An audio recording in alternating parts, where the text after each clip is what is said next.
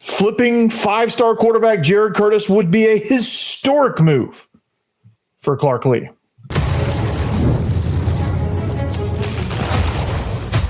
You are Locked On Vandy, your daily podcast on the Vanderbilt Commodores, part of the Locked On Podcast Network, your team every day.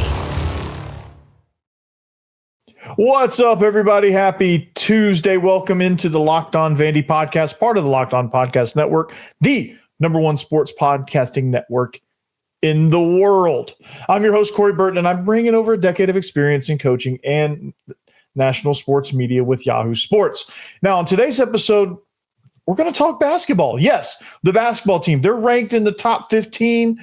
They just got revenge on St. Mary's. They just won the Battle for Atlantis tournament. They are absolutely rolling, so we're going to talk about them. Clark Lea had his press conference today. He signed a big extension over right before the Tennessee game, 6-year extension. Part of that was facility upgrades and things like that. So we're going to talk about how the university they're buying into Clark Lea and they're buying into this program. It's great to see the administration doing this. But we're going to lead off with a very, very big topic, a historic topic, a historic topic for a historic season to cap off a historic season on top of all of these historic moments that Vanderbilt has had so far in this 2025 season. This would be, if this happens, this would be one more to add to the pile. And that's flipping five-star quarterback Jared Curtis.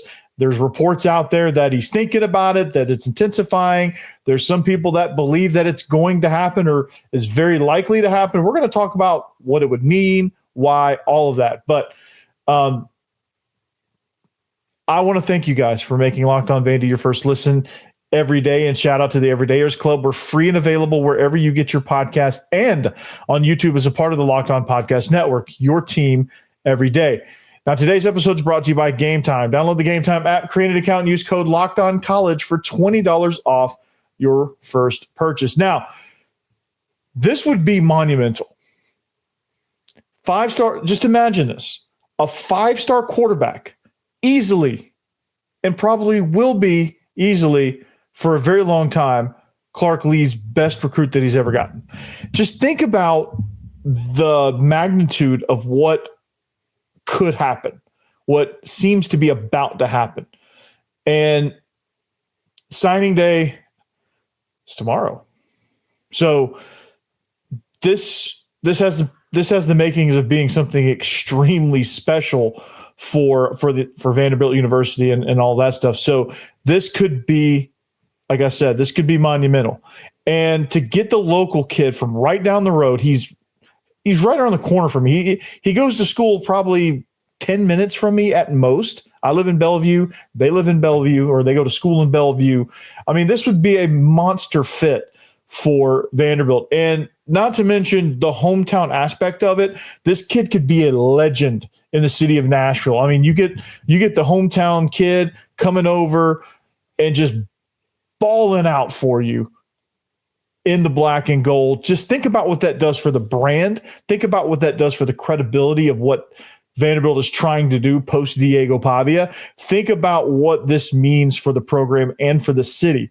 Would the city, now this is a serious question, would the city change to black and gold? Would the city start to shift? Now the city's very much orange.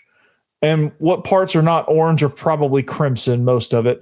And then you have some pockets of Vandy, some pockets of Ole Miss, and some pockets of other schools around. It's a very popular city. It's a rapidly growing city. So, of course, this has become very, very much a transplant type city. So you're going to get a lot of fan bases, but it's mostly orange right now. And there's more black and gold sprouting up. But honestly, to answer my question, I want to know what your thoughts are too in the comments. But what would Jared Curtis do to the culture of this city?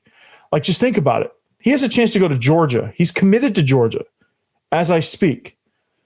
And Georgia, what we know about Georgia is, well, they've won 2 national championships recently.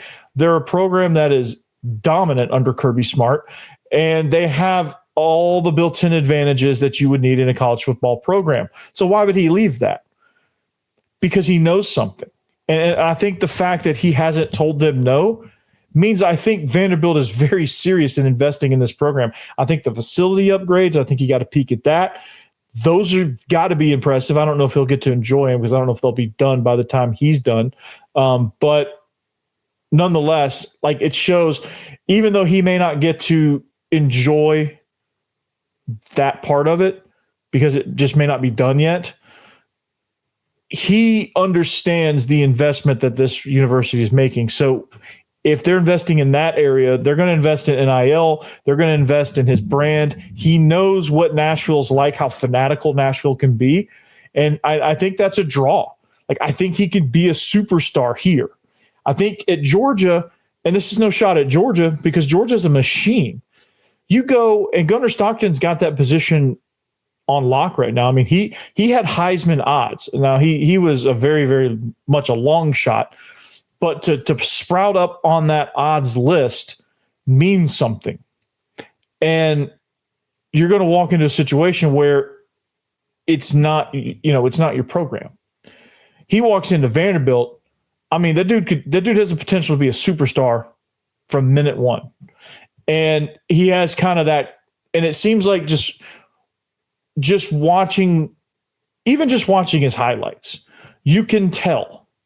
And those of you that have seen his games, I'd like for you to jump in the comments. Those of you who have been to full games of his, because I haven't seen any full games of his. I haven't been to any Nashville Christian games, anything like that. But anybody that has been or is affiliated with that program, back me up on this or correct me or whatever. But it just seems like this kid has that it factor that you need, that it factor that Pavia had.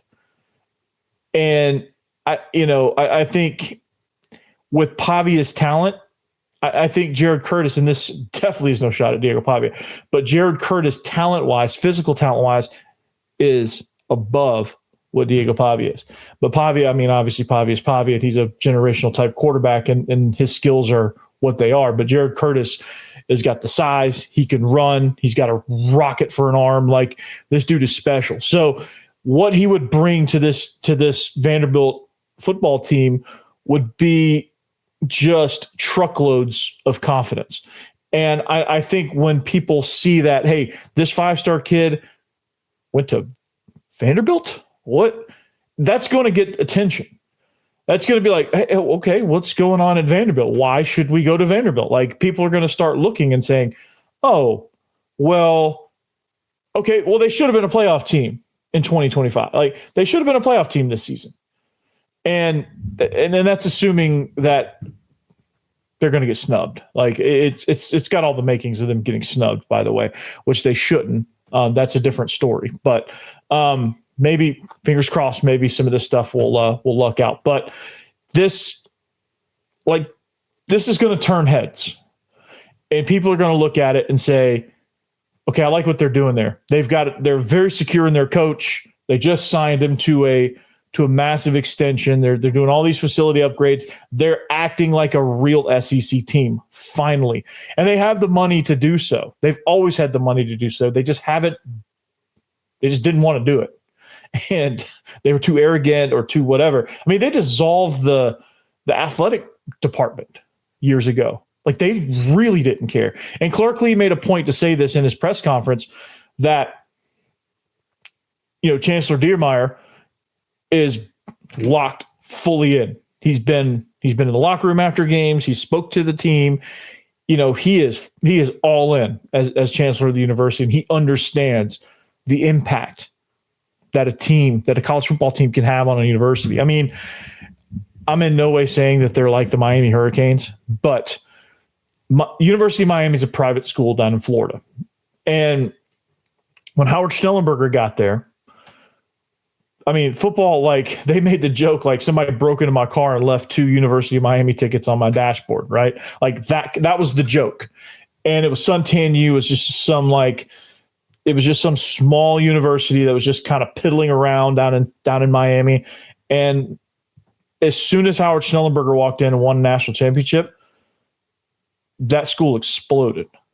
As far as attendance, as far as popularity, all of that, it exploded. Why? Because of the football team. And it's a great marketing tool for your university. I mean, just think about it. You're all over national television for an entire playoff run, for entire bowl season, for like game day was there. Like you get all of this attention right in your university. And finally, they're starting to realize, hey, this is actually good. Like we're actually this is good. And I think Jared Curtis adds another layer to that credibility. Like, hey, we're building something special here. And the fact that we built something special enough that a 5-star quarterback committed to one of the best college football programs in the country year in and year out, if that were to happen, you talk about shockwaves. You talk about the rest of the SEC going, hold up.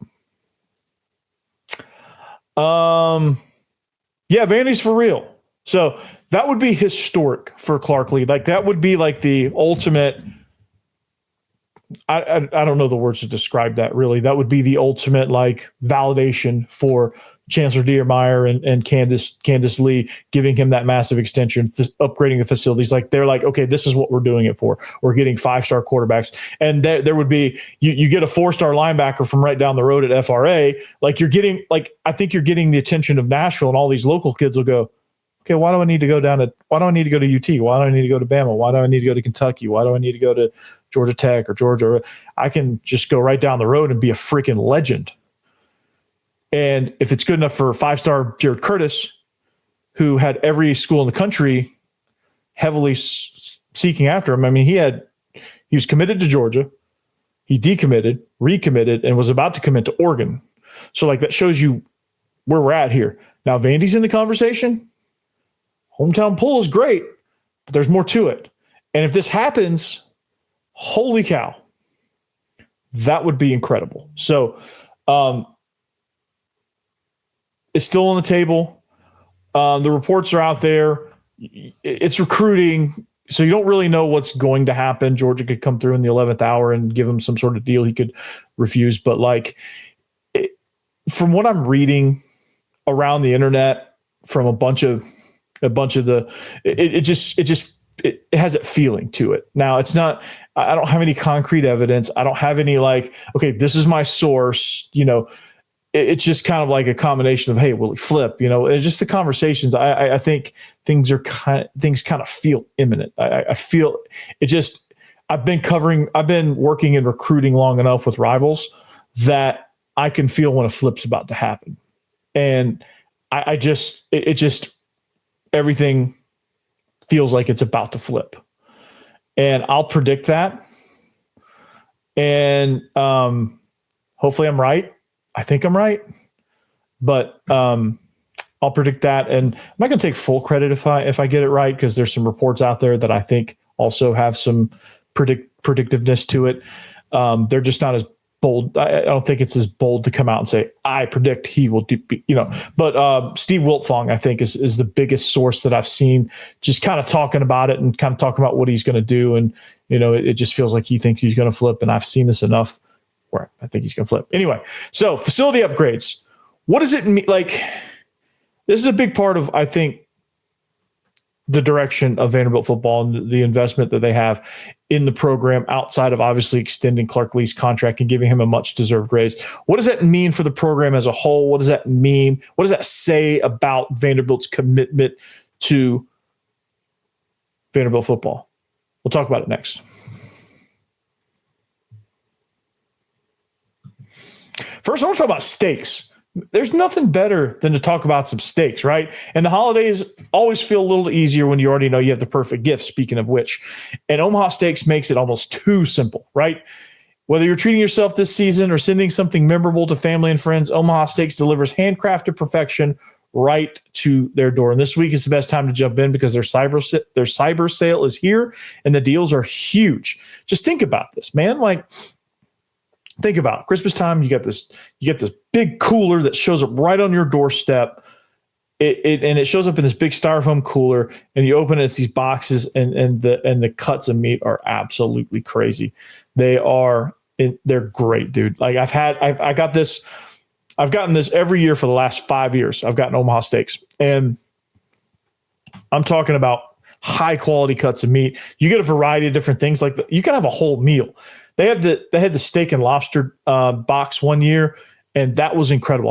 I don't know if they're going to do that again this year. You should go to omahasteaks.com to see if they will, right? But they have burgers, comfort meals, sides, desserts, all that stuff. Man, it truly fits anybody. And man, it brings people together because you can just have a steak cookout. You don't need to guess anyone's size. It's just, hey, it's just perfect. Here's some Omaha Steaks. Enjoy at your leisure. Or we can have a get together or a small dinner party or whatever the case may be. Omaha Steaks makes for some unforgettable gifts, man, and save big on those unforgettable gifts with Omaha Steaks. Visit omahasteaks.com for 50% off site-wide and an extra 20% off select favorites during their cyber sale. And for an additional $35 off, use promo code COLLEGE at checkout. That's omahasteaks.com, promo code COLLEGE. Terms apply. See site for details.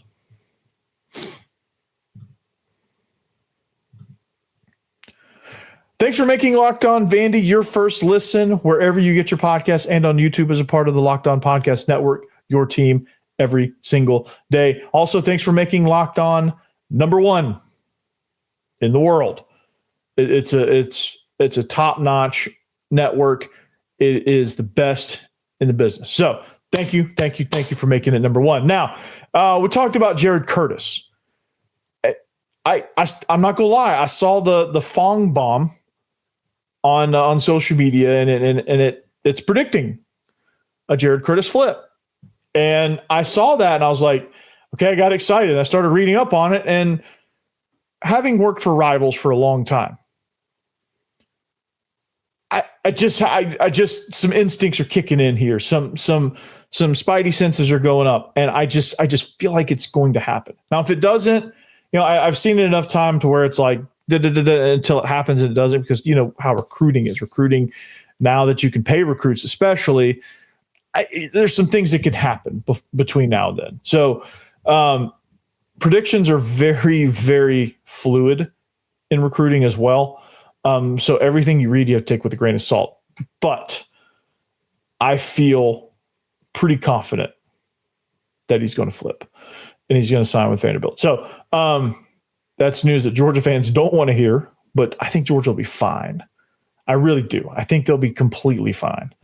And because Georgia, they've got the number one quarterback in the 28 class committed. They've got Gunnar Stockton. They got Ryan Puglisi. Like they are fine on quarterbacks. They got Ryan Montgomery. Like they've got quality quarterbacks. They can dip into the portal if they want to. Like Georgia's a power, and Vandy plays at Georgia next year. That would be fun. Jared Curtis going to Athens and playing in the opposing uniform. I know his mom chimed in and said she prefers red and black, but I don't know.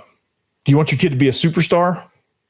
That's what you should be asking yourself. So, talking about facility upgrades, and not to get off on another Jared Curtis tangent, but just kind of what I feel kind of in my bones here. But facility upgrades, and what does it mean? Now, that was a big part of Clark Lea's press conference. I thought it was interesting because when a university that's been historically stingy, and stingy is probably being a little too kind, like they've been non-existent as a university, as an athletic department, quite literally a few years back.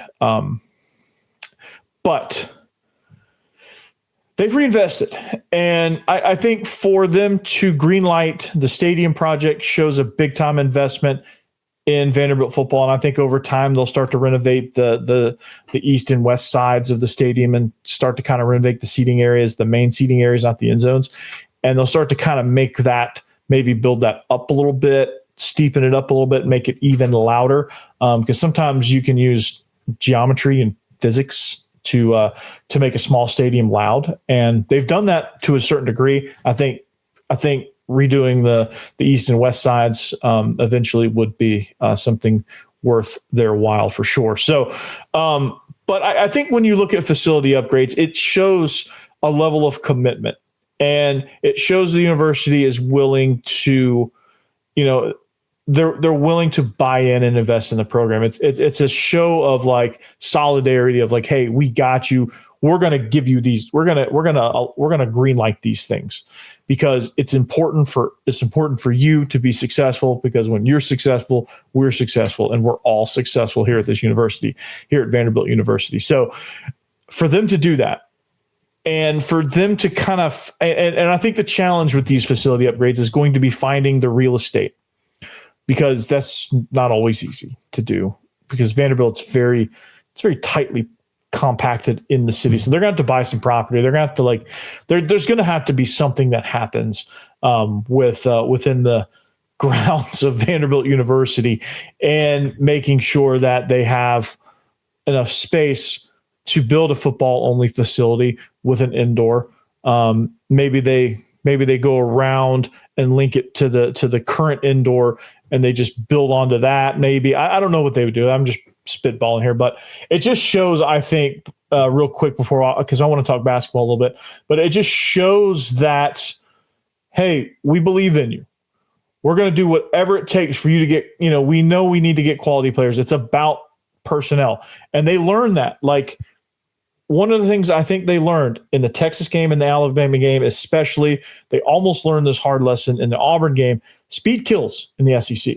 And if they want to compete, they've got to get speed. And if they want to get speed, they've got to have the facilities to be able to accommodate that. They've got to have the facilities to be able to wow recruits. I mean, I think it says something, that you're buying in as a program, that you're serious as a program. Recruits will start to take you seriously. If they see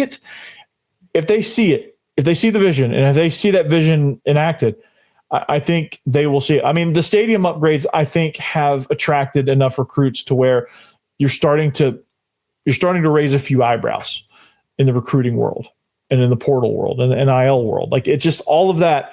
I think people are like, okay, they're serious. Okay, I'm going to be serious now. I've got this money. I got this check that I want to write you. Not me personally, but like if I'm a millionaire, multi-billionaire donor, I'm gonna be like, okay, I'll write this check to football. They're serious. Or basketball, or I'll write this to athletics. I'll write this to whatever they want to write it to. Like, they're doing a baseball project now. They built the Huber Center for basketball, which is grade A, top notch. Georgia did something similar years back, where they built a practice facility onto the Stegman Coliseum. Now they need to renovate Stegman Coliseum badly, because that thing is nicknamed the Stegosaurus. But I think Memorial Gym has a lot of character, so I would hate for them to renovate it too much or to knock it down and build a new arena, because I think it would get stale. I think a lot of character is in Memorial Gym. I know it's a really old building, but just things like that, like, I think show, to build that for basketball, to do this baseball project, to now green light some facility upgrades for football, I think just shows an overall commitment to athletics. And Vanderbilt is serious about winning and competing in the SEC, because they want to belong. Like, they don't want to be kicked around in the SEC because they won't invest. They don't want to do that. So that's what that says. Now, speaking of basketball, that new facility is coming in handy. Coach Byington is seriously crushing it. He crushed it down in Atlantis, got some revenge while he was at it. We'll talk about that, what that means next.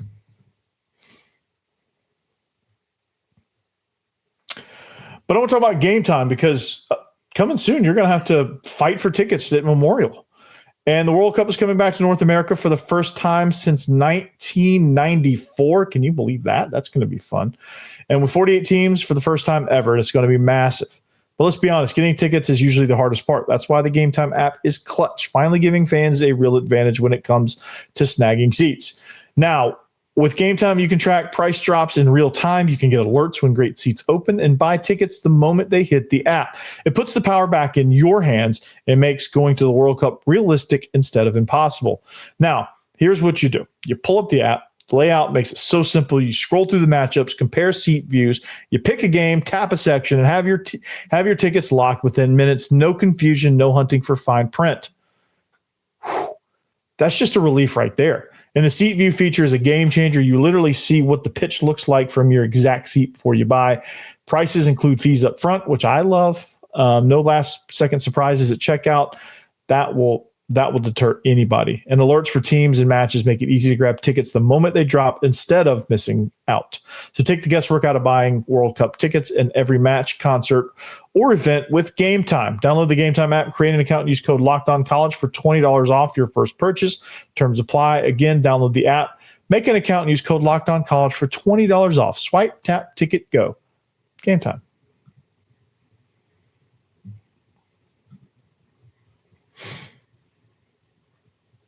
All right.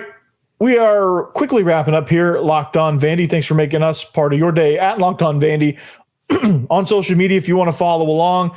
And thanks for making Locked On number one. It's because of you. Now, talking about basketball a little bit. And honestly, football's had an historic run. So I really haven't had a chance to really talk about basketball the way I've probably wanted to, and the way that I think this team deserves, and they're going to be exciting, man. And this team can score. I kept seeing the scores go across the ticker, and I watched it a little bit over my Thanksgiving break. The game against Western Kentucky, I watched a little bit of that, and Vanderbilt they score, man. They can score, and this team can go on a massive run.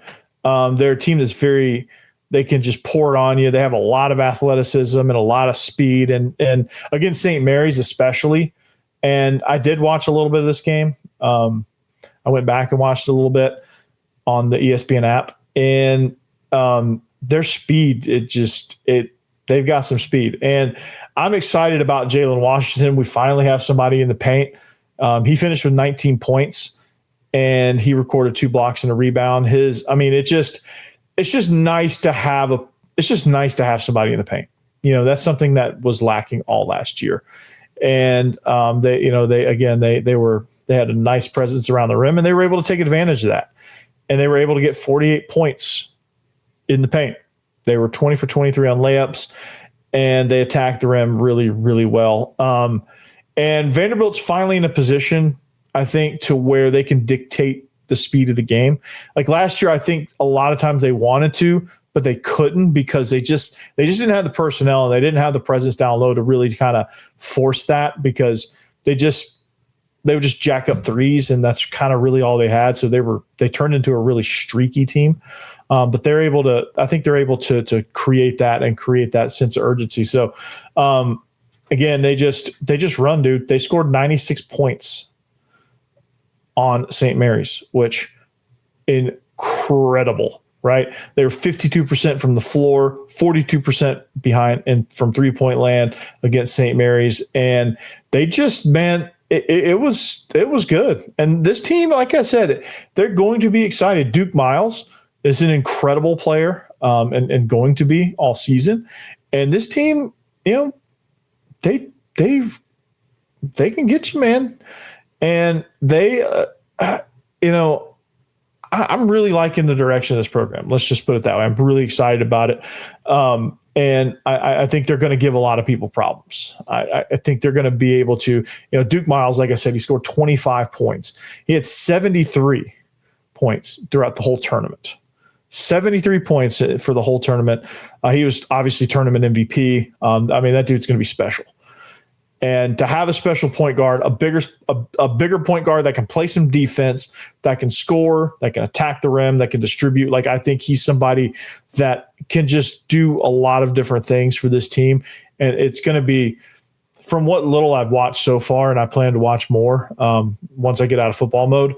But what I've noticed so far is that everything just kind of revolves around Duke Miles, and then Jalen Washington also chips in down in the paint. Like, he cleans some things up. They can dump it down into him. Devin McLaughlin is somebody that's good. Tyler Tanner, I think, is going to be another dominant force. Hopefully he's gained a little bit of weight. Looks like he has. Tyler Nickel, the sharpshooter. You finally have him free and available to where he can just focus on that. And, it's going to be, going to be fun. And going to be a much better team that I think has a chance to win the SEC. I think they have a chance to get a really nice seed in the NCAA tournament. Granted, they stay healthy. And I think they have a chance to really kind of make some noise in college basketball. And so if you haven't been supporting this team, which I mean, to be honest, to be fair, the football team's been on a historical run. So I kind of understand that people aren't quite in basketball mode yet. And that tends to happen. I mean, just look at all the other places that are really good at football. This happens.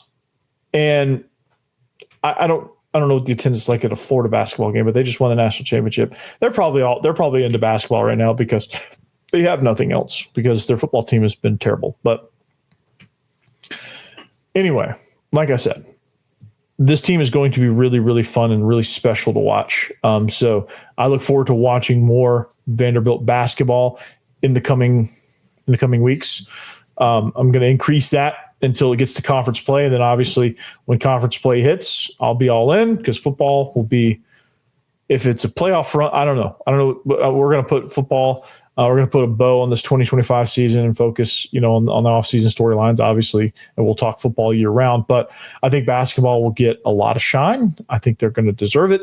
They're going to be a really, really good team. So until next time, signing day is right around the corner. So I'm excited about that. I'm excited about what this 2026 class is going to look like. And I'm excited to what that's going to in turn set the tone for 2027, which, if Omari Sanders has anything to say about that, I think it's going to be a very special class in 2027. I think that's going to be the first big recruiting turnaround as a whole. Not like, you got some parts here and parts there, but like as a whole. So, but until next time, anchor down,